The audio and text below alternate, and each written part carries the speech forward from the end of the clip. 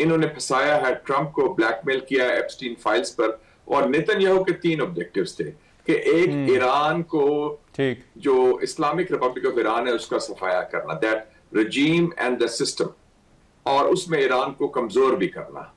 Number 2 था objective reshape the Middle east, greater Israel. और number 3 था कि फलस्तीनी रियासत के क्याम को साइडलाइन करना। तो ये नेतन्याहू के ऑब्जेक्टिव्स थे। तो ट्रंप ने ज्वाइन इन कर दी जंग इस गलतफहमी पर। नेतन्याहू ने कहा उसे प्रॉब्ली कि जनाब फिक्र ना करें, ये तो हम with in a few days हम टेक ओवर कर लेंगे, आप फाते ईरान हो जाएंगे और आपकी बड़ी बल्ले बल्ले हो जाएगी, और हम will be the Victus of the Middle east. तो सारे उनके जो मंसूबे थे वो चिकनाचूर हो गए हैं। तो इसलिए मैं समझता हूं कि Trump is in a quagmire, he is in a quandary, और उनको कोई he is looking for a face saving exit. ठीक है। और मुशाहिद साहब, अभी जो हम टोन देख रहे हैं वो बड़ी अग्रेसिव हो गई है। डोनाल्ड ट्रंप ने 48 घंटे का अल्टीमेटम दिया, इससे पहले भी उन्होंने बात की है कि हम पत्थर के जमाने में जो है वो धकेल देंगे। तो ये जो स्टेटमेंट्स हैं, what do you make out of it? क्या आपको लगता है खुदा ना खास्ता अमेरिका जो है वो किसी एक्सट्रीम ऑप्शन की तरफ भी जो है वो जा सकता है?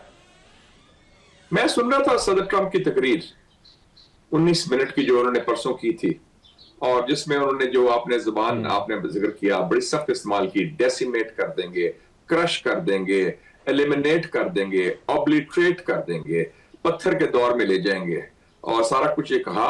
और उनकी उन्होंने कहा नेवी तबाह हो गई है, एयरफोर्स तबाह हो गई है, सारी मिसाइल कैपेबिलिटी तबाह हो गई है, लेकिन जहाज तो अमेरिकी गिर रहे हैं।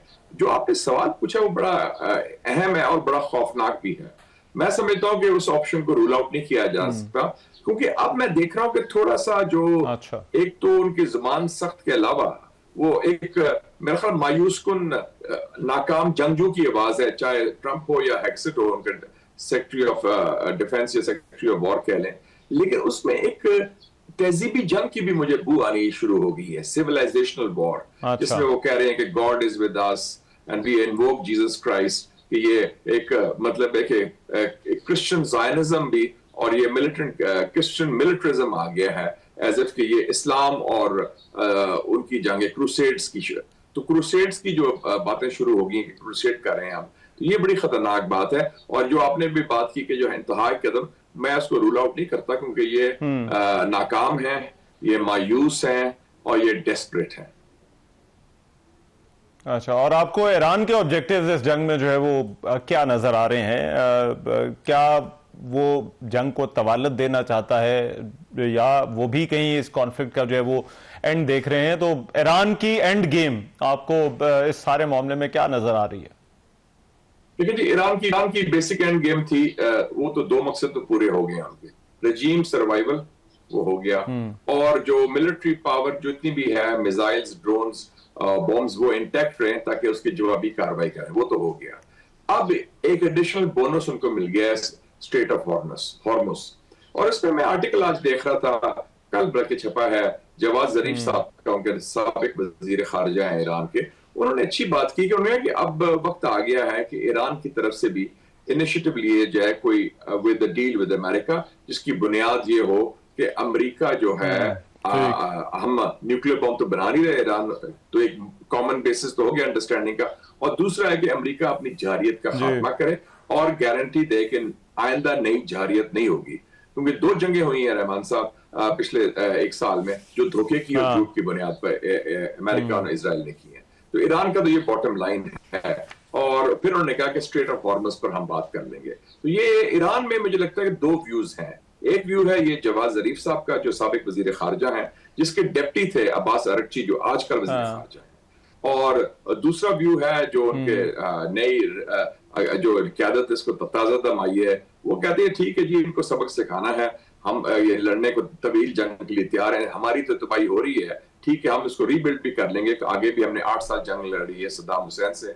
तो अमेरिका का वो स्टेमिना नहीं है कि वो रगड़ा खा सके, इतनी मार खा सके तवील अरसे के लिए। और उसके साथ साथ जो नुकसानात हो रहे हैं तवानाई के हवाले से और मईशत के हवाले से, और खासतौर पर खलीजी रियासत के हवाले से, वो सारा brand has been hit for a 6। तो वो समझते हैं कि हमारे पास time is on our side.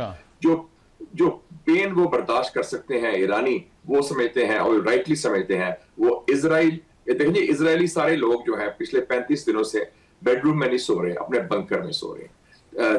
तल अवीव, हाइफा में काफी तबाही है ये इजरायली जो के खिलाफ अटैक्स किए हैं ईरानियों ने। और आपने ये भी देखा जो सो कॉल्ड आयरन डोम था वो तो नाकारा हो गया। उन्होंने तो डिमोना पर भी हमला कर दिया, और डिमोना वो है जहां न्यूक्लियर रिएक्टर है, जो उनका काहूटा कह लें, समझ लें, जहां न्यूक्लियर उनके बॉम्ब्स पर हैं।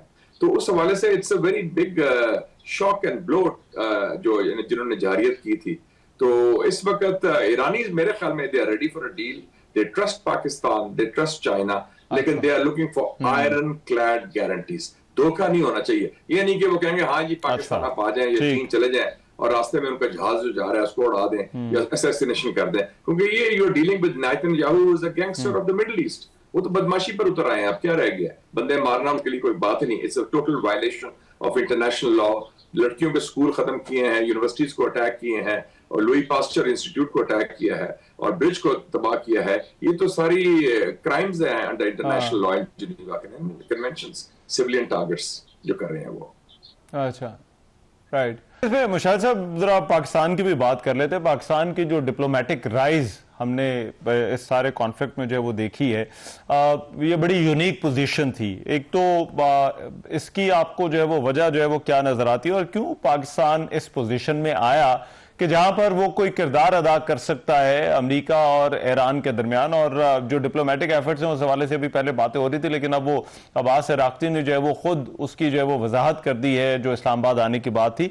तो ये जो पोजीशन है पाकिस्तान की मौजूदा हालात में, ये आप क्यों देखते हैं? देखिए मैं देखता हूँ कि पाकिस्तान में पिछले 50 साल में 3 बहुत बड़े मौके आए हैं where we played our cards very well, almost perfect, और जिससे हमारा कौमी सलामती का तहफ़्फ़ुज़ भी हुआ, और हमारा कौमी वक़ार में भी इजाफा हुआ, और कौमी मफाद को भी तक़वियत पहुंची।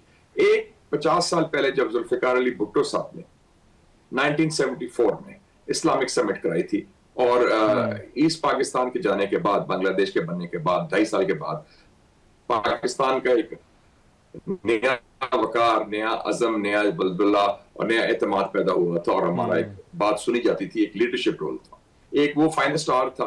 दूसरा फाइनेस्ट आवर था 1998 जब हमने न्यूक्लियर धमाके किए। उसको मियां साहब प्राइम मिनिस्टर थे, I was the information minister and I was the chief spokesman, और हमने जिस तरह वो सारा हुआ था भारत के जवाब में जो किया था, इट वाज परफेक्टली डन, और हमारे स्टैचर में भी इजाफा हुआ, ग्लोबली भी, रीजनली भी, और हमारा दिफा जो है नाकाबिल तस्खीर हो गया। उसके बाद न्यूक्लियर बॉम्ब बनाने के बाद जो बड़ा सही तारीखी फैसला था हमारे दौर में हुआ, और तीसरी दफा अब हुआ है। और अब भी एक बड़ी पेचीदा मुश्किल सूरत हाल में पाकिस्तान का एक नया मुकाम निकला है, क़यादना मुकाम, और उसकी बुनियाद थी पिछले साल की भारतीय जारिद का जो मुंह तोड़ जवाब दिया हमने कामयाबी से। उससे एक नया इमेज पाकिस्तान का उभरा, अमेरिका की नजर में भी, दुनिया की नजर में भी, और भारत के बारे में भी नई राय गुजरी।